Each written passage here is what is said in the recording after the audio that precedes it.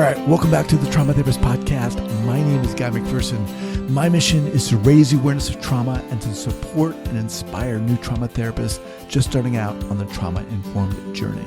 I do that with my membership community, Trauma Therapist 2.0, my online courses and workshops, and the Trauma Therapist newsletter. If you're a therapist of any kind and you work with individuals who've been impacted by trauma, I invite you to head on over to my website at thetraumatherapistproject.com.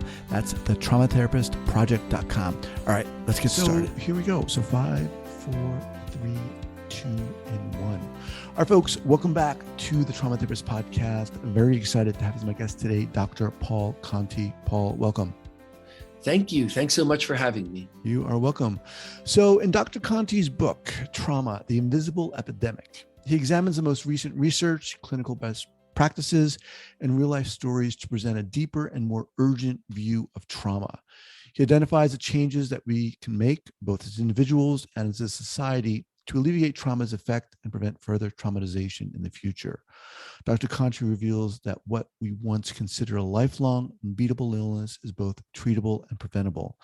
Dr. Conti, MD, is a graduate of Stanford University School of Medicine. He completed his psychiatry training at Stanford and at Harvard, where he was appointed chief resident. He then served on the medical faculty before founding the Pacific Premier Group. Founded in 2014, PPG's approach blends both brain biology and psychology, and the work acknowledges and honors the devastating effects trauma can have both upon individuals and the systems they inhabit. Paul, welcome. Thank you. All right. Thank you. So let's start out first. Share with the listeners where you are from originally and where you are currently. Sure. I'm originally from Trenton, New Jersey, and I am based now in Portland, Oregon. I've practiced locations in New York and in a couple of other places, but my family and my home is in Portland, Oregon. Nice. I'm in Bend. Oh, you're in Bend? Yeah, I didn't know I'm that. Oh, beautiful. Originally from New York. Okay. So here we are. Awesome. Oh, it's a lovely place there. I'm yeah. glad. Yeah. So, all right. How the heck did you get into this field, into this interest specialization? Well, I came to medicine as a second career, and I think it's been very helpful to me to conceive of myself as sort of an outsider, which I think does help one observe, a system if you you're in it, but you also feel sort of out of it, and I think that, along with just doing a lot of clinical work, in my residency and in the years right after residency, I saw so many patients in so many different settings. And I started to just see the commonality that— Well, excuse me, what was your first career? I had a business career. Okay. I worked for a consulting firm in New York for a bunch of years. And I started seeing, I'm treating different things, right? And maybe I'm treating anxiety, or I'm treating panic attacks, depression, insomnia. There's so many different things I'm treating, but if you look at the root of those things, including drug and alcohol abuse and addiction and avoidance and poor life choices, if you look at all of it, at the root of so much of it was always trauma. That if instead of trying to sort of in a superficial way scoot along the surface and say, okay, let me take stock of what symptoms you may have, and let me give you a tactic or two or a medicine or two to decrease the symptoms, right? Which we're sort of taught to do, unfortunately, because the medical system is really interested in throughput, right? It's not necessarily interested in, it's interested in cost containment and throughput, not understanding in the things that take more time, right? But if you're trying to understand and you're trying to help people really understand what's going on with them so they can change it and be better, then that path led to trauma in the vast majority of cases. And that feeling and opinion and just understanding and route to helping, to really seeing people change when we approached it that way, grew and grew in me over the years. And then I thought, I need to say something about this, right? Because our polish the hood when there's a problem in the engine healthcare system, doesn't want to look at things this way. It wants to take stock of symptoms, whether it's mental health or other areas of medicine, is, throughput, cost containment is really the rule of the day. And are we really helping people get better? I mean, I think the answer is clearly no, right? I mean, all we have to do is look at the basic statistics. 100,000 overdose deaths in this country, among, many other statistics I could cite about suicide and, how many medical complaints, general medical complaints arise from mental health. And, there's so much data to tell us that we're not doing a good job understanding and taking care of ourselves as a population. And I think we need to understand the impact of trauma, the brain science rooted changes in us from trauma, and the cascade of domino effects, both in a person and between people, that come from trauma. All right. So that was an overview. When you were in residency, you started seeing this?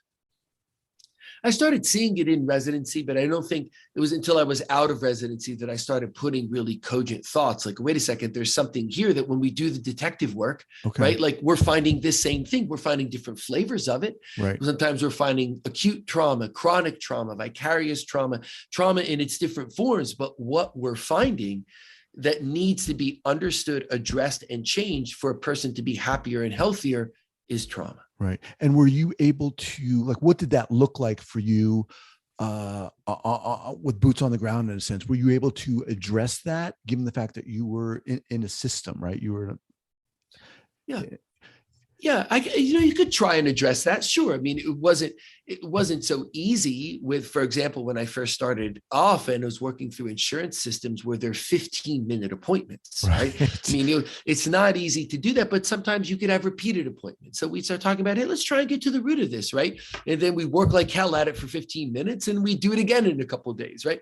And at times people could access a therapist as well, because as a psychiatrist, I think I should also be and am a therapist, right? But oftentimes care ends up getting split, and that's okay if there's a good, therapist who's working along with the therapeutic work and potentially the medicine work that I'm doing. Then we could come at something and really get a person interested in it. Like you don't have to hide from this. That reflex of guilt and shame that happens in us after trauma. Like we can look at that, right? And there can be a safe and healthy environment in which to let things out that the person may have been keeping inside. Because once we start looking for things, right, it's so often not a surprise. I mean, sometimes it is, but it's so often not a surprise to the person that the trauma is there, right? They know that bad accident left them feeling differently, right? They know that the sexual assault 20 years ago left them different, right? But they're afraid, ashamed, don't think anything can be done about it, right? So when you bring that message of hope that we can understand and change this, so you don't have to be treating depression on a surface level, knowing it's going to continuously recur and make your life miserable, we can do something that gets to the root of it. And maybe that depression doesn't have to come back. Or if it's coming back, it's more infrequent, it's milder, it's more addressable. And then people start getting excited, right? Knowledge brings empowerment. Empowerment brings hope. And once there's hope, there's excitement for change. So it was just engaging with people in a way of hey, let's together try to figure this out instead of having some agreement, that we didn't really agree to, that we're just going to polish the hood because the systems around us are telling us that's all we have to do in our 15 minutes together. Right? That's not the way life has to go. At what point did you say to yourself, I need to write this book, Trauma, the Invisible Epidemic? Somewhere around 7 years ago or so, 6-7 years, that I thought, I really think I should do this, that it was a tedious and painstaking process for me. So it's not a process I would take on lightly. And in some way, sure, is it good for my career and my clinic? It is, but is that enough for me to have written this book in the middle of the night and on airplanes and, in the minimal free time I might have? That's not enough. I mean, for me to have written it, I had to experience over and over again, talking to patients and also talking to other practitioners, often well-meaning practitioners in systems, and realizing people are not looking at trauma. We are a polish the hood society, right? Unfortunately, not just in our healthcare, but in our healthcare is bad enough. And the idea that I can't keep saying the same things over and over again, right? Without doing something to try and get the word out there in a way that reaches people that I'll never get to see or talk to. So let's dive into the book a little bit here. What did you want to say in the book? I wanted to say that trauma is with us. It is pervasive. It acts in us in ways that are so, in a sense, evil, right? That it prevents us from seeing the very changes that are happening in us. And I've seen that more times than I can count. All right, let's give us an example there. So trauma changes emotion, right? The limbic system, the emotion system in us, which is what gives our memories meaning. So an example that I give, because I think it's so clear, is a person who won an award back in high school, right? That was seen as a big achievement and showed that this person could go forward and could like work hard and achieve things in life. And there was hope and goodness ahead, right? Because the award symbolized that. It drew it all together, right? And then after trauma, unrelated to that, right? After a significant trauma that changed this person's brain. This is not an esoteric concept. Mm-hmm. This is a concept that the cutting edge of neurobiology and neuroimaging tells us is true. So after trauma changed that person's brain, she didn't see it that way anymore.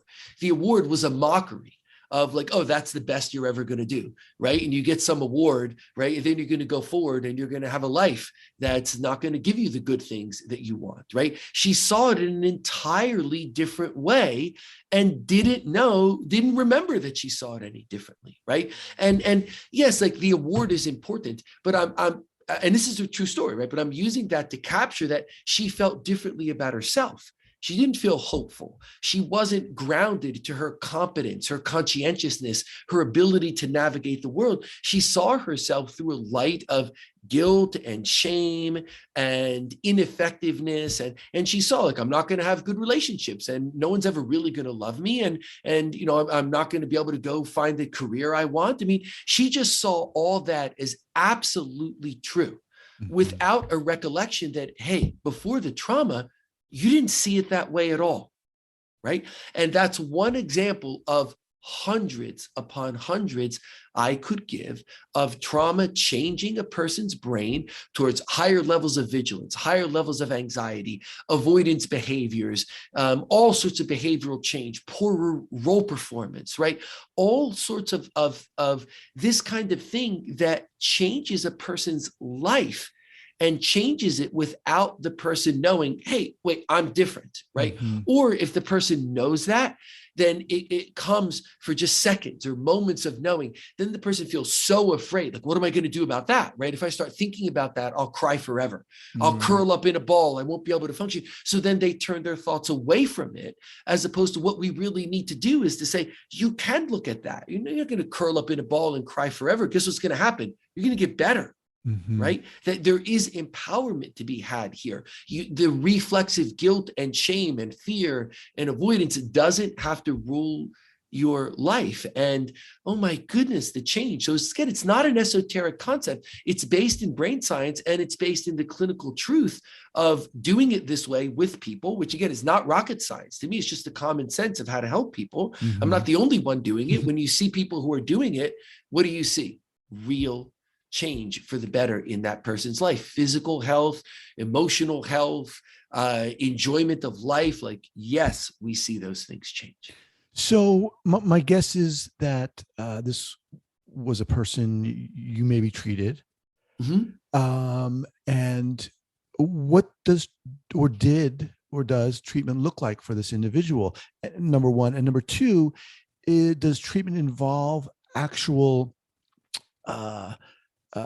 changing of the brain? Mm-hmm. Yes. So the answer I'll answer the latter question, yes. And again, that's not an esoteric thing. There's data about this, right? There is hard science research that shows that psychotherapy applied to a process of understanding and change does indeed change the brain. And it changes it away from the negative things that happen after trauma, and it changes it towards normalcy. Right. Mm-hmm. Which is, of course, why people get better. And as therapists, of course, we have to, in my opinion, we have to have all sorts of arrows in the quiver. Right. So we have to build a relationship and a rapport and build safety. And we might use some DBT informed techniques or CBT informed techniques, psychodynamic, unconscious mind exploration, interpersonal techniques. I mean, we have to have arrows in the quiver. Right. But it's bringing the quiver to bear by establishing a collaborative relationship, a good rapport with the person that I'm taking care of, right? To say, let's figure this out together. I'm not looking to shame you. I'm not looking to make you feel better. I mean, sometimes you have to say that. Sometimes it just comes about in the relationship that we can go wherever there is to go, right, in order to help you feel better. And then it's remarkable how, not always, but how often people then will sort of readily go there, right? Because the fear and nothing can help me, and this is just a mark of shame and stigma, changes to like, hey, I can go look at this and I can see it in a different way. And a classic aspect of that is the frame shift, like help someone see themselves as they would see someone else, right? As you know, it's a very basic technique, but how powerful is it? How many people have I seen telling me how, oh no, that assault is their fault, right? They should have dressed differently, went out, not gone out at night, like all sorts of reasons. Would you say that to someone else? They said, no, of course not, right? Like, you know, no, my God, how cruel that would be, right? But like, you know, this is a normal human thing where we tend to stigmatize and blame and persecute ourselves, right, in ways that we would not do to other people. So it's just an example of a route in that, like, that will gain a person's curiosity that, wow, like you're saying things to yourself that you would never in 1,000 years say to someone else, or you wouldn't tolerate someone else whispering in your ear, you're not worth anything. That awful thing was your fault, right? You wouldn't do that, right? And then the person starts to become interested in, wow, what is the narrative in me, right? What is the self-talk inside of me? What is the life narrative I'm creating for myself? You know, that starts to get interesting because it can be so stark that like, oh, wait, so this really doesn't make any sense. And my God, it's making me miserable. What worked, quote unquote, with this particular person with we're talking about here? What in terms of treatment? Well, the truth is there's several examples. When I tell the story of a certain person, it just comes to mind. But there are a lot of examples like this of early in life achievements, right? And look, sometimes things don't work, right? The weight of trauma is too high. The person can't get over it. We do see bad outcomes, right? So I don't want to gloss over and say, okay, everything is, which is why we have to focus on prevention, right? Like sometimes things do not well, and the addiction that came of the trauma ends the person's life, right? Which we 100,000 overdose deaths in this country in a year, like that's tragically not a rare thing, right? But when it works, when a person engages and it works, that you see no matter what techniques you're bringing to bear, what ultimately happens is a shift inside that person in how they view themselves.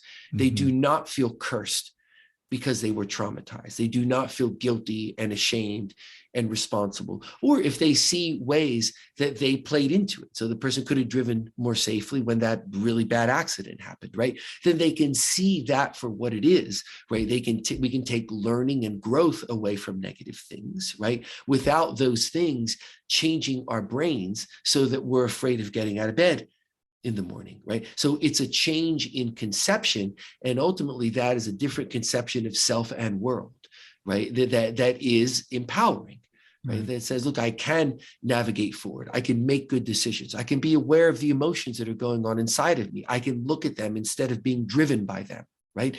There are all sorts of ways that we can better understand ourselves.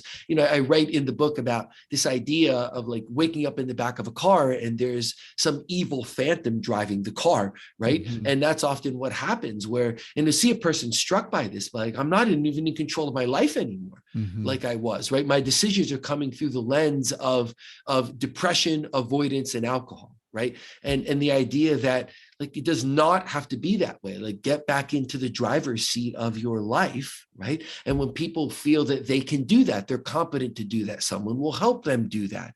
Right. It's not that they're going to do a worse job than the phantom that's driving the car, so to speak. Right. And so we help people own what's theirs, their ability to understand, their ability to change, their ability to bring compassion to the fore, to bring knowledge to the fore, to see with clarity. And it is just remarkable how empowering that is, just as it is often remarkable how our helping systems very often, not always, don't even go anywhere near that.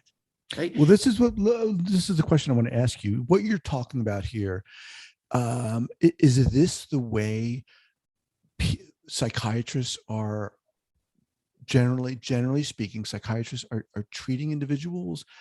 Is there the knowledge about trauma that you're sharing here?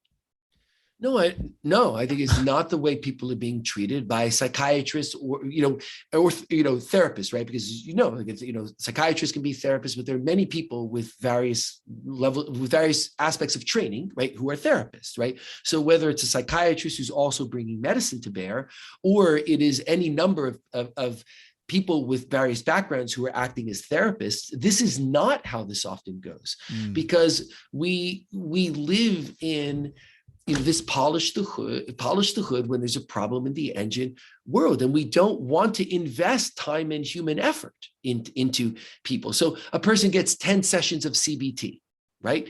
That's what their insurance is authorized. Or, they can go see a psychiatrist, but there's, there can be a 45-minute intake appointment and then 15-minute follow-ups every 6 weeks. I mean, so what we're doing there is just a poor investment. It's like when we're surprised that like our bridges are falling down, right? Our infrastructure isn't doing well. Well, the answer is like, well, of course that's the case. We haven't invested in it, right? Maybe we fix a pothole when what we really need to do is fix that stretch of road, right? Or go shore up that bridge. When we don't invest in ourselves, in our futures, we get the results, right? We get the results of our investment. And that's what we see because our healthcare systems are so avoidant of human time, because human time costs money, right? So then I see so many cases where, yes, there's a psychiatrist involved. And you know what? That psychiatrist may be a good person who just wants to do well, but they've got 4,000 patients on their panel, and all they can do in 15 minutes is like, wait, what's your symptoms? Okay, let's dial this medicine up, dial that medicine down, do this, do that, then they go. Then there's a therapist involved who often is not the psychiatrist, because now we're talking human time and the psychiatrist costs more money, right? So now there's a therapist involved, and that therapist who also may be well-trained or good at what they do, or in both cases, psychiatrist or therapist may not be, because the systems are so focused on throughput, they may not be well-trained and not know what to do, but they're also focusing on polishing the hood. What techniques can I give you so you can distract your thoughts? I mean, it's not like there's no validity to that, but do we ever look at the root cause? And very often I'd ask the therapist, gosh, have you thought about where it's coming from? And you get a blank.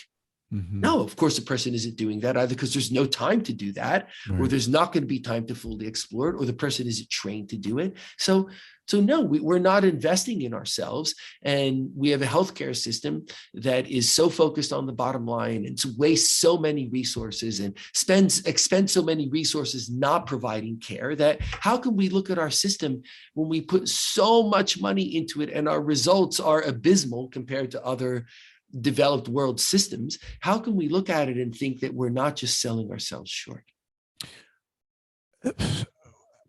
How does this change? I mean, I know that's a huge question, but how does this perspective change? Well, so my thought about that, which I incorporated strongly into the book, is I don't know that this is going to change just looking at the medical care part of it. Right? Because it's hard, you talk to somebody who's waited with a family member in an emergency room for 6 hours when, in a gurney at the side of a hall with 10 other gurneys. Nobody wants that. And people realize that's not okay, but not everybody has that experience. And it's hard to get people to see what is that really like? And that could happen to you too. It's hard to get people to see that, right? So I think it's hard to change by going just to the medical system, even though it's a gargantuan system that affects our lives, right?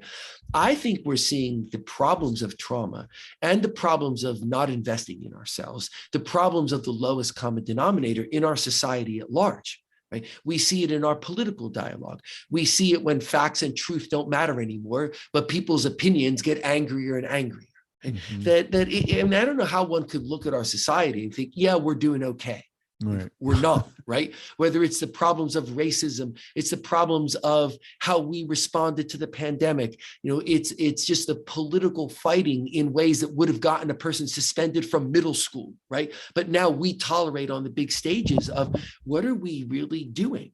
right? Do we need to invest more in ourselves, in not just our education system, but in preventing trauma? Because when I see angry people who are, their approach to life is through a lens of racism or gender discrimination or sexuality-based discrimination, you see, like, why?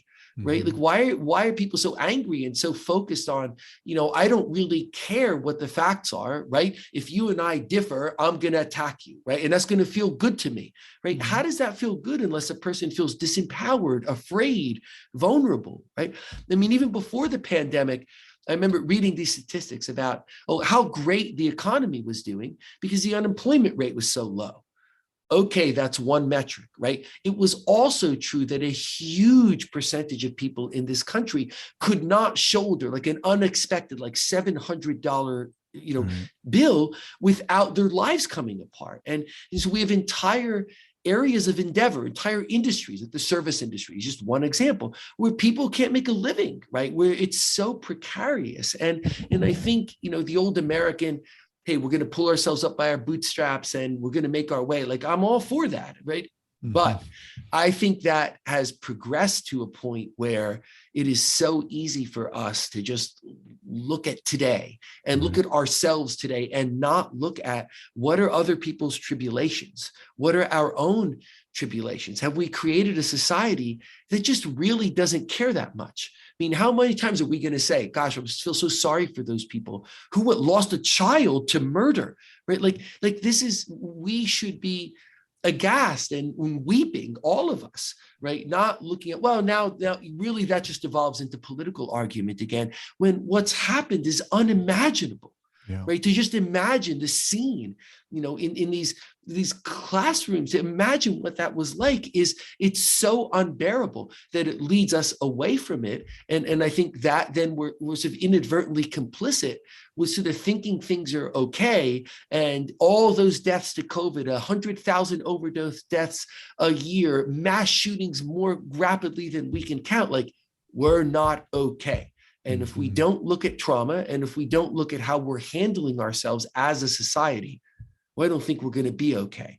And that's the truth of the world too. It's not just because we're America, we're going to be okay. Like, I'll bet the Roman Empire thought that too, right? And how many other nations have thought that? There's no guarantee we're going to be okay, no more than there is for any other place in the world.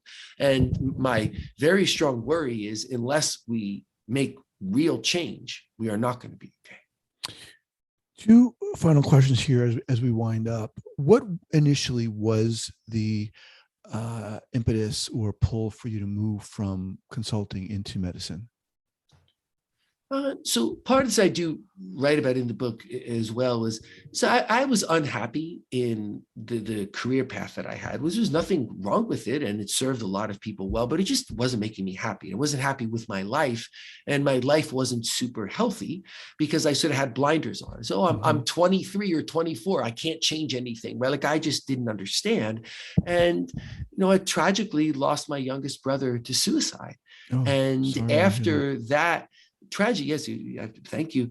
And after that, it helped me understand. I learned so much about trauma, including my own reaction of guilt and shame and how I wasn't taking care of myself. And one silver lining, and I think there are silver linings of even awful things, if we understand ourselves and understand life better, is it told me, hey, like, you got one life to live and you want to go off and you want to learn things and you want to help people in this direct one-to-one way, and like, go do that. It doesn't matter. You're giving up your income and, and you're not going to have a good, people say, you're not going to have an income for 10 years again. Like, well, I didn't, and it was fine. Right. So, because I realized I'm going to live my life and do the things I'm driven inside to do. And that was a very profound anti-trauma set of choices for me that, in retrospect, having the education and training I got, I could really understand that more. So understand my own trauma in the context of what that was for me before I understood anything about it, and how did the later understanding inform me. And that also informs and runs throughout the book. I mean, I asked that question because you're obviously driven and passionate about this topic. I mean, I can feel it. I mean, that in and of itself is empowering. What, I mean, you said so much here that's I think really rich, but in closing, what do you want the listeners, the therapists, the survivors to take away from this? Yeah. Look, this is not esoteric. This is not some bleeding heart concept, right? This is real. And the changes it makes in the brain are real and are validated so many times over by modern science, right? So for people to look at this, take this seriously, and then look at what's going on inside of yourself, right? We can benefit from a therapist, but we don't need a therapist to say, like, what is my self-talk? Right? Mm-hmm. What am I saying to myself? What's my narrative of my life? Is there something that's happened in me where I kind of feel different afterwards? What about somebody around me? Is there somebody who seems different in my life? Maybe I know something has happened, but like no one's talking about it, right? Or maybe I don't know something has happened, but boy, that person has changed, right? That there's a lot we can do about it. It's based in science, and the science tells us we can identify it and make it better. So to take it seriously, that from each of us as individuals to all of us as a society, this is running through us. And I think the evidence and data is incontrovertible. It's just so clear. So to look at this and think, well, how can I think about this in my own life? How can I make change in my own life or in the circle of people around me? How can I just do some good in the world today? What triggers defensiveness in me? And do I get angry or aggressive or frustrated, or do I recoil or shrink away? But let's take stock of this, because just doing that can help us be healthier today. Right? Some small progress and change today that raises the hope and leads to greater progress and greater change over time. Appreciate that. The book is Trauma, the Invisible Epidemic. What is the best way that people can learn more about you, Dr. Conti? So there's a website for me, which has links to podcasts such as this, the things that I've done, and also links to get the book if people choose to. And that's Dr. Paul Conti. It's just Dr. and then PaulConti. So drpaulconti.com is the website for the book. Pacific Premier Group, just strung together, pacificpremiergroup.com is the clinic. And the clinic, that will talk about how we approach the work that we do. And there are also links to some of the media such as this that I've done there too. So those two websites would be helpful. And I'll have both of those linked up here at the show notes page at thetraumatherapistpodcast.com. Dr. Conti, thank you so much. So inspiring and helpful. Thank you so much. Yeah, you're very welcome. Thank you. I appreciate you having me on. Okay, take care. Take care. Thank you so much for listening and supporting this podcast. And if you'd like to join the hundreds of other therapists who are each month keeping up to date and informed and inspired about what's going on in the world of trauma, I'd love to invite you to head on over to the Trauma Therapist newsletter. That's the traumatherapistnewsletter.com.